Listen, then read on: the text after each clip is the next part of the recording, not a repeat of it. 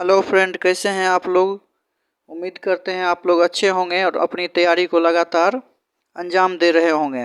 दोस्तों, आज हम लोग पिछले 3 मंथ के अर्थात जुलाई, अगस्त और सितंबर के महत्वपूर्ण करंट अफेयर्स का चर्चा करेंगे और उन्हें सिलसिलेवार ढंग से वन लाइनर के माध्यम से देखेंगे, जो कि आगामी परीक्षा खासकर बीपीएससी, पीटी एवं सचिवालय सहायक के लिए अत्यंत महत्वपूर्ण है। तो आइए शुरू करते हैं।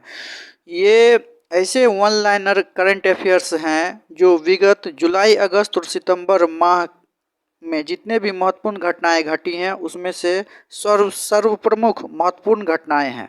तो इन्हें याद रखना अत्यंत आवश्यक है और उम्मीद है कि आने वाली बीपीएससी की परीक्षा और सचिवालय सहायक की परीक्षा में इससे कम से कम 5 या 10 प्रश्न जरूर रहेंगे।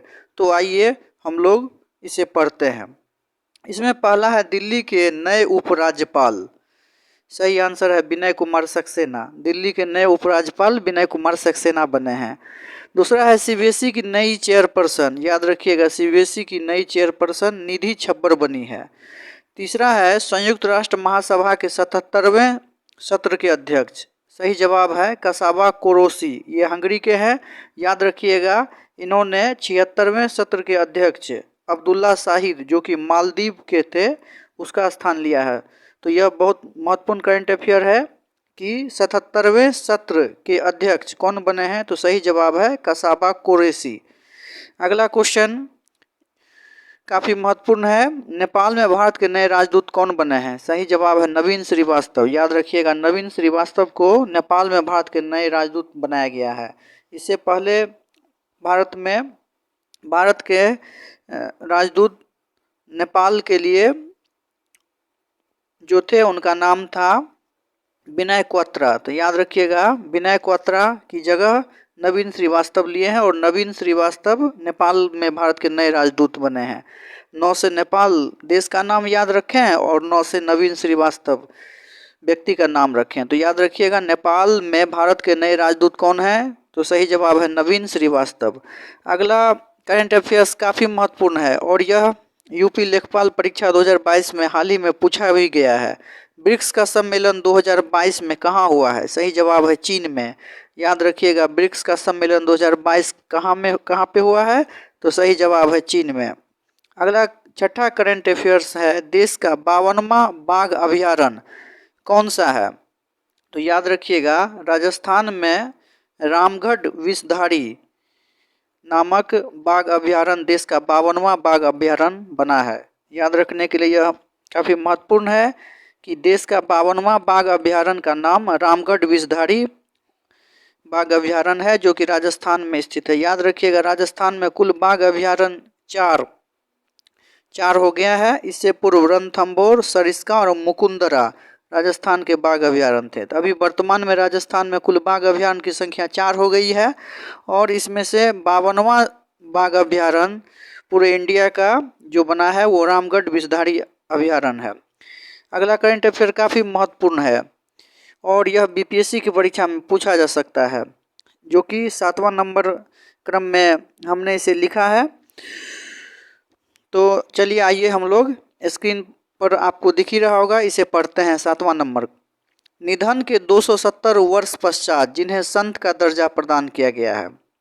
याद रखिएगा, ये हैं देव सहायम पिल्लई। याद रखिएगा, देव सहायम पिल्लई जो तमिलनाडु के कन्याकुमारी से जुड़े हुए हैं। तमिलनाडु के कन्याकुमारी में जन्म लेने वाले देव सहायम पिल्लई जो हैं, इसको निधन के 270 वर्ष के पश्चात जो है सो संत का दर्जा दिया गया है और इसे संत की दर्जा जो है कैथोलिक समुदाय के पोप फ्रांसिस वेटिकन सिटी ने मई 2022 में प्रदान किया गया है। यह भी याद रखना जरूरी है कि देव सहायम पिल्लई पहले हिंदू थे और ये हिंदू से ईसाई बने और हिंदू से ईसाई बनने को जो है सबसे सर्वप्रथम वेटिकन सिटी पोप ने जो है वो 2012 ईस्वी में इन्हें धन्य घोषित किया हुआ था। बाद में उसके चमत्कार की पुष्टि पोप द्वारा जो है फरवरी 2020 में की गई थी और अभी हाल ही में अर्थात मई 2022 में इन्हें संत का दर्जा दिया गया है। तो याद रखिएगा, निधन के 270 वर्ष पश्चात जिन्हें संत का दर्जा दिया गया है वे हैं देव सहायम पिल्लई। अगला जो कि आप स्क्रीन पे देख रहे हैं 8वां नंबर सीरियल में है, जो कि काफ़ी महत्वपूर्ण करंट अफेयर है। क्वाड 4 देशों भारत, जापान, अमेरिका व ऑस्ट्रेलिया का शिखर सम्मेलन 2022 में कहाँ हुआ है? सही जवाब है टोक्यो में। अगला करंट अफेयर्स काफ़ी महत्वपूर्ण है, जो कि 9वां सीरियल में है। आईपीएल, याद रखिएगा आईपीएल का इस बार का सीरियल जो था वो 15वां था। तो यह भी पूछा जा सकता है कि 15वां आईपीएल की विजेता कौन बना? सही जवाब है गुजरात टाइटंस।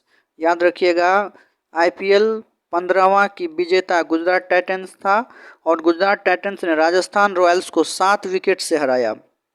और यह भी याद रखिएगा कि इस बार लखनऊ सुपर जॉयंट्स एक नई टीम बनी थी जो कि पहली बार आईपीएल में शामिल हुई।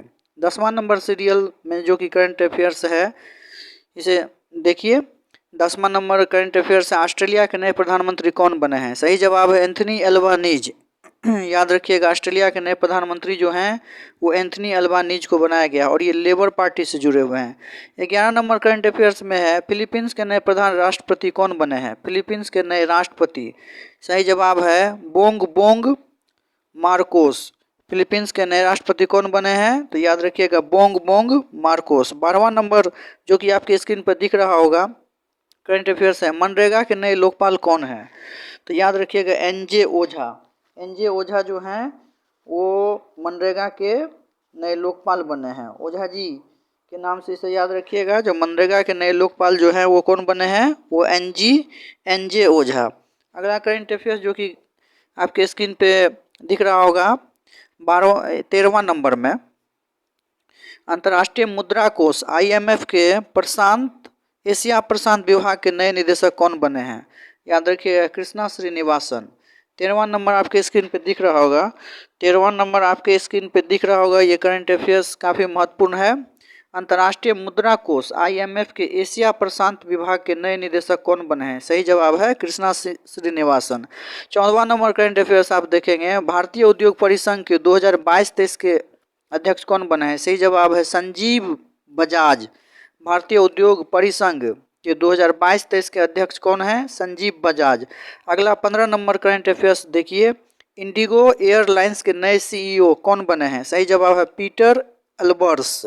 याद रखिएगा पीटर अल्बर्स को इंडिगो एयरलाइंस के नए CEO बनाया गया है। 16वां नंबर करंट अफेयर्स काफ़ी महत्वपूर्ण है और इसे याद रखिएगा, विश्व स्वास्थ्य संगठन WHO यानी वर्ल्ड हेल्थ ऑर्गेनाइजेशन के महानिदेशक कौन बने हैं?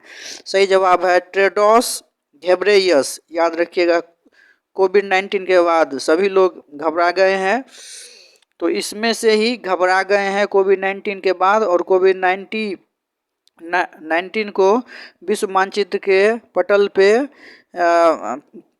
पे चर्चित करने में विश्व स्वास्थ्य संगठन का महत्वपूर्ण स्थान रहा था। और इसी क्रम में विश्व स्वास्थ्य संगठन के महानिदेशक के रूप में भी एक घबराया हुआ व्यक्ति अर्थात टेड्रोस घेब्रेयस को इसका महानिदेशक बनाया गया है। तो याद रखना है WHO के महानिदेशक टेड्रोस घेब्रेयस। अगला जो कि करंट अफेयर काफ़ी महत्वपूर्ण है, देश के नए मुख्य चुनाव आयुक्त कौन है? सही जवाब है राजीव कुमार। याद रखिएगा देश के नए मुख्य चुनाव आयुक्त राजीव कुमार हैं। राजीव कुमार देश के नए मुख्य चुनाव आयुक्त बने हैं। 17 करंट अफेयर्स आपने देख लिए। याद रखिए करंट अफेयर्स काफ़ी महत्वपूर्ण जो हैं बस उसी को हमने लिखा है और अपने कॉपी में स्थान देकर आप तक पहुंचाने का कार्य किया है।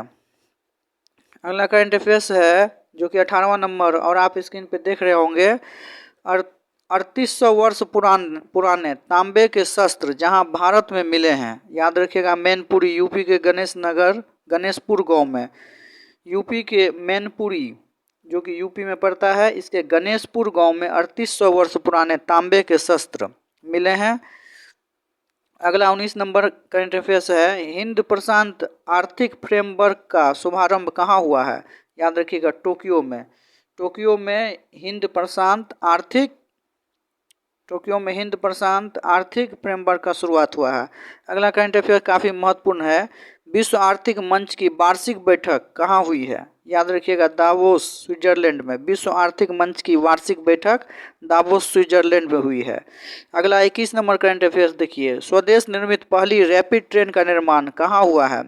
स्वदेश निर्मित पहली रैपिड ट्रेन का निर्माण याद रखिएगा गुजरात के सावली संयंत्र में। गुजरात के सावली संयंत्र में स्वदेश निर्मित पहली रैपिड ट्रेन का निर्माण हुआ है और इसका निर्माता कंपनी भी याद रखिएगा ये एल्स्टॉम है। पहला परिचालन कहाँ हुआ है? दिल्ली मेरठ कॉरिडोर के बीच। दिल्ली मेरठ कॉरिडोर पर जो है पहला परिचालन हुआ है रैपिड ट्रेन का और इसकी गति कितनी है? 180 किलोमीटर पर आवर। RRTS का फुल फॉर्म हो गया रीजनल रैपिड ट्रांजिट सिस्टम। तो याद रखिएगा स्वदेश निर्मित पहली रैपिड ट्रेन का निर्माण कहाँ किया गया है? तो गुजरात का सावली संयंत्र में। और यह भी महत्वपूर्ण है कि इसकी गति कितनी है इस ट्रेन की चलने की गति? तो 180 किलोमीटर पर आवर। और पहला रैपिड ट्रेन का परिचालन कहाँ से कहाँ तक किया गया है? तो दिल्ली से मेरठ के बीच। अब अगला 22वां करंट अफेयर्स जो कि काफ़ी महत्वपूर्ण है और BPSC प्री के ई ऑप्शनल में उलझाने हेतु काफ़ी महत्वपूर्ण है। अतः इस उलझन से बचने के लिए हमें 22 नंबर के करंट अफेयर्स को सही ढंग से पढ़ना होगा। तो आइए स्क्रीन से हम लोग देखते हैं। भारत एवं बांग्लादेश के बीच रेलगाड़ियाँ, आप जानते हैं भारत और बांग्लादेश के बीच इससे पूर्व में रेलगाड़ियाँ चलाई गई है 2008 और 2017 ईस्वी में। तो याद रखिए मैत्री एक्सप्रेस, तो मैत्री एक्सप्रेस जो है कोलकाता से ढाका के बीच है, यह 2008 से शुरू किया गया है। तो मैत्री एक्सप्रेस कोलकाता से ढाका के बीच और यह 2008 से। बंधन एक्सप्रेस, तो बंधन एक्सप्रेस कोलकाता से खुलना के बीच, यह 2017 से शुरू किया गया है। याद रखिएगा इससे पहले सर्वप्रथम 2008 से शुरुआत किया गया है भारत और बांग्लादेश के बीच रेलगाड़ी का परिचालन। इसमें मैत्री जो है वो कोलकाता से ढाका के बीच है और बंधन एक्सप्रेस जो है कोलकाता से खुलना के बीच है 2017 से। और इधर हाल ही में 1 जून 2022 से नई एक और रेलगाड़ी शुरू की गई है जिसका नाम है मिताली एक्सप्रेस है। यह न्यू जलपाईगुड़ी से ढाका के बीच है। यह 1 जून 2022 से शुरू किया गया है। तो याद रखिएगा मिताली एक्सप्रेस है। मिताली राज भारत की एक महिला क्रिकेटर भी हैं, इनके नाम पर ही आप याद रखिएगा कि मिताली राज को जो है वो भारत और बांग्लादेश के बीच चलने वाली एक रेलगाड़ी के द्वारा जो है वो न्यू जलपाईगुड़ी से ढाका जो है पहुंचाया गया है। तो याद रखिएगा मिताली एक्सप्रेस का परिचालन कहां से कहां के बीच हो रहा है? तो न्यू जलपाईगुड़ी से ढाका के बीच और यह भारत और बांग्लादेश के बीच चलने वाली नई रेलगाड़ी है। तो अभी वर्तमान में अगर हम देखें तो भारत और बांग्लादेश के बीच 3 रेलगाड़ियां चल रही है जिसमें पहला है मैत्री एक्सप्रेस, यह कलकत्ता से ढाका के बीच। बंधन एक्सप्रेस कलकत्ता से खुलना के बीच, याद रखिएगा बंधन खुले ना, अर्थात बंधन एक्सप्रेस कलकत्ता से खुलना के बीच। खुले ना का मतलब खुलना हुआ, ठीक है। और ये 2 पश्चिम बंगाल की राजधानी कोलकाता से ही प्रारंभ हो रही है और नई जो रेलगाड़ी बनी है मिताली एक्सप्रेस वो न्यू जलपाईगुड़ी से बनी है। याद रखिएगा मैत्री कलकत्ता से ढाका के बीच, बंधन खुले ना यानी कलकत्ता से खुलना के बीच, मिताली न्यू जलपाईगुड़ी से ढाका के बीच। अगला 23वां करंट अफेयर्स जो कि आपके स्क्रीन पर दिख रहा होगा यह है road accident in India 2022 report मई 2022 में प्रकाशित आंकड़ों के अनुसार सर्वाधिक मौत कहाँ हुई है? सही जवाब है यूपी में।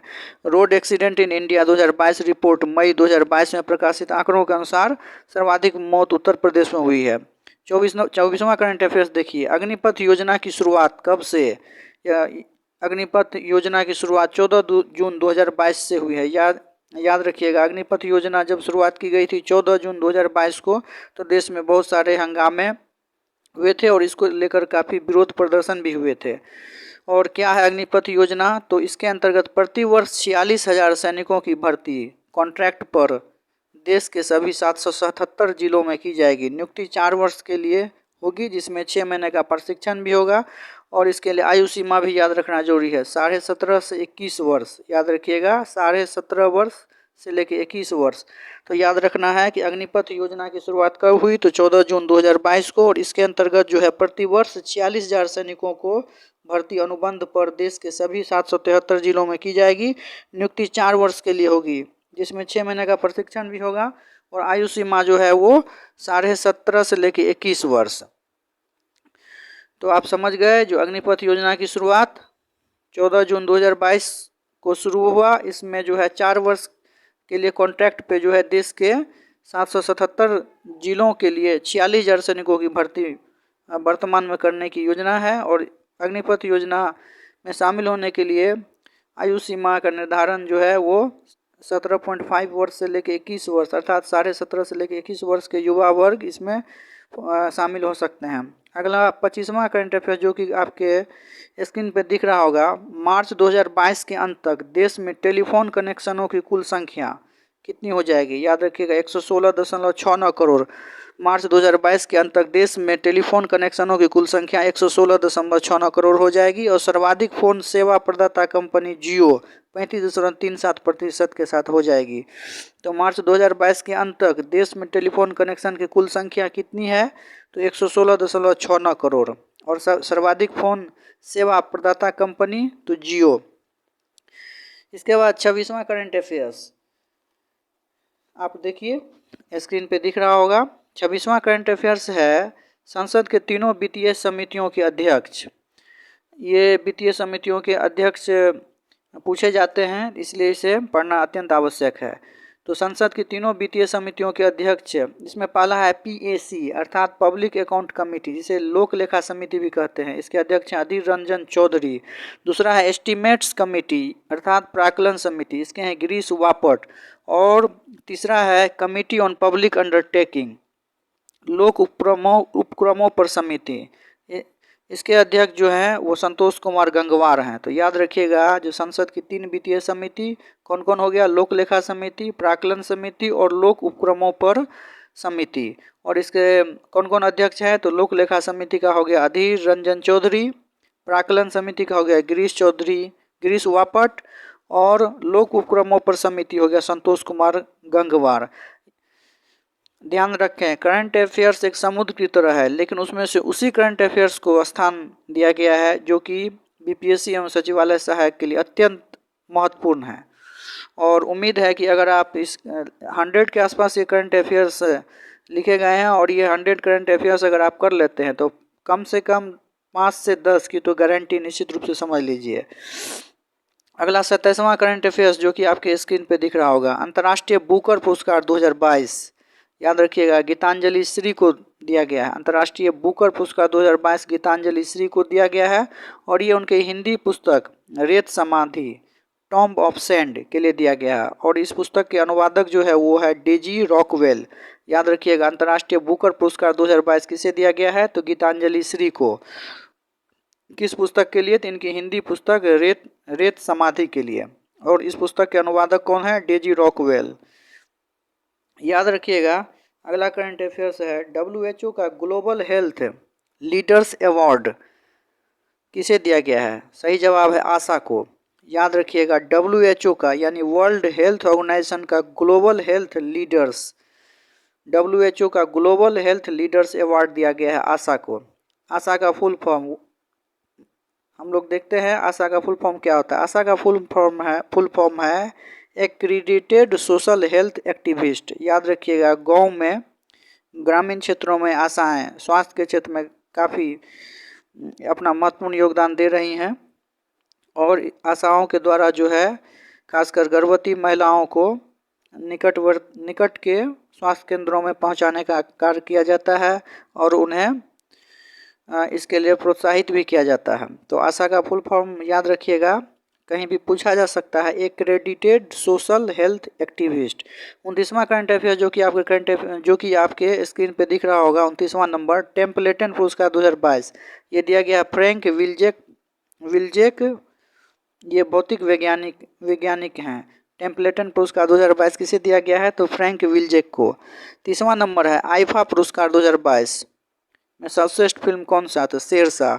याद रखिएगा आईफा पुरस्कार 2022 में सर्वश्रेष्ठ फिल्म शेरशाह हुई। 31वां करंट अफेयर है कान फिल्म महोत्सव 2022 में सर्वश्रेष्ठ फिल्म कौन सा रहा? तो ये हो गया ट्रायंगल ऑफ सैंडनेस। याद रखिएगा कान फिल्म महोत्सव 2022 में ट्रायंगल ऑफ सैंडनेस। आईफा पुरस्कार में सर्वश्रेष्ठ फिल्म शेरशाह। टेम्पलेटन पुरस्कार 2022 मिला है फ्रैंक विल्जेक को, ये भौतिक वैज्ञानिक हैं। अगला 32वां करंट अफेयर जो कि आप करंट अफेयर जो कि आपकी स्क्रीन पे दिख रहा है। 24वां ग्रीष्मकालीन डेफलिम्पिक खेल में भारत का स्थान, याद रखिएगा 24वां ग्रीष्मकालीन डेफलिम्पिक खेल में भारत का स्थान 9वां है। प्रथम स्थान इसमें यूक्रेन का रहा है। पदक की बात करें तो भारत को 8 स्वर्ण मिला, 1 रजत और 7 कांस्य मिला। 33वां करंट अफेयर जो कि काफ़ी महत्वपूर्ण है। फ्रेंच ओपन टेनिस 2022, इसमें पुरुष एकल का विजेता राफेल नडाल बने जो कि स्पेन के हैं। महिला एकल जो है वो ईगा स्वियाटेक को मिला, ये पोलैंड के है। याद रखिएगा फ्रेंच ओपन टेनिस 2022 में पुरुष एकल का खिताब राफेल नडाल को और महिला एकल का ईगा स्वियाटेक को। अगला करंट अफेयर जो कि काफ़ी महत्वपूर्ण है और ये 34वां नंबर करंट अफेयर है। खेलो इंडिया यूथ गेम्स की शुरुआत कहाँ हुई है? याद रखिएगा हरियाणा के पंचकुला में। 35वां नंबर करंट अफेयर्स है। क्यूएस रैंकिंग 2023 में भारत विश्व के शीर्ष 1500 उच्च शैक्षणिक संस्थानों में भारत का स्थान कौन सा है? यह 31वां है, 41वां है। और इसमें जो है IISC अर्थात Indian institute of science Bengaluru का 155वां स्थान आया है। याद रखिएगा क्यूएस रैंकिंग 2022 में भारत के शीर्ष 1500 उच्च शैक्षणिक संस्थान में भारत का स्थान जो 31वां मिला है। इसमें जो है Indian institute of science Bengaluru का 155वां स्थान है। 36वां करंट अफेयर्स याद रखिएगा। विश्व मुक्केबाजी चैंपियनशिप में स्वर्ण पदक जीतने वाली भारत की 5वीं महिला मुक्केबाज यह है निकहत जरीन, 25 वर्षीय है। निकहत जरीन 25 वर्षीय महिला है जो कि विश्व मुक्केबाजी चैंपियनशिप में स्वर्ण पदक जीतने वाली 5वीं भारतीय महिला मुक्केबाज बन गई है। अगला करंट अफेयर जो कि काफ़ी महत्वपूर्ण है और 37वें नंबर सीरियल पर आप इसे देख सकते हैं। पहली बार थॉमस कप का विजेता कौन बना है? याद रखिएगा भारत, उप विजेता इंडोनेशिया। पहली बार थॉमस कप का विजेता भारत बना है। तो पूछा जा सकता है कि पहली बार भारत ने अभी हाल ही में कौन सा कप जीता है? ऑप्शन दे दिए जाएंगे, थॉमस कप, उबेर कप। तो इसमें सही जवाब होगा थॉमस कप और उप विजेता है इंडोनेशिया। तो याद यह रखना है कि थॉमस कप का विजेता भारत और उप विजेता इंडोनेशिया। और उबेर कप के विजेता कौन बना है? तो याद रखिएगा दक्षिण कोरिया। दक्षिण कोरिया उबेर कप का विजेता है। 37वां के सीरियल के कॉर्नर पे आप देख सकते हैं जो लिखा गया है दक्षिण कोरिया उबेर कप का जीता है, यानी उबेर कप का विजेता दक्षिण कोरिया। अगला करंट अफेयर्स जो कि 39 नंबर सीरियल पर है और काफ़ी महत्वपूर्ण है। 39वां करंट अफेयर्स है। गुप्तचर ब्यूरो IB के नए निदेशक कौन बने हैं? सही जवाब है तपन कुमार डेका। आप चाहें तो इसे लिख भी सकते हैं। ये 83 के अप्रॉक्स में अभी लिखे हुए हैं और 25-25 अलग करंट अफेयर्स में वस्तुनिष्ठ फॉर्म में बताऊंगा। तो कुल मिलाकर के आप देख लें तो एक 83, 84 और 83 या 84 और इसके बाद 50, यानी कुल मिलाकर के अगर देखा जाए तो 135 के अप्रॉक्स जो है करंट अफेयर्स हैं। लेकिन ये समझिए गागर में सागर के समान है और ये वही महत्वपूर्ण करंट अफेयर्स हैं जो कि एग्जाम में आने वाले हैं। तो आइए हम लोग इसे फिर से देखते हैं। तो हम लोग ने अभी 39 नंबर करंट अफेयर्स को पढ़ा जो IB यानी इंटेलिजेंस ब्यूरो के नए निदेशक कौन बने हैं? तो सही जवाब है तपन कुमार डेका।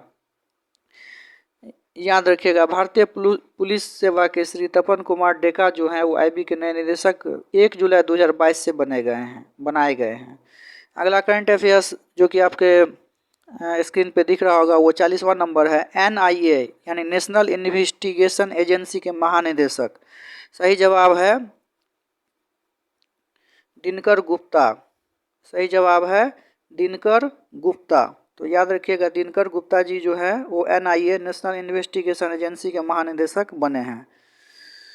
तो इस 24 मिनट के वीडियो पर अभी 40 नंबर पे हम लोग विराम देते हैं, फिर करंट अफेयर्स को हम लोग शुरुआत करते हैं।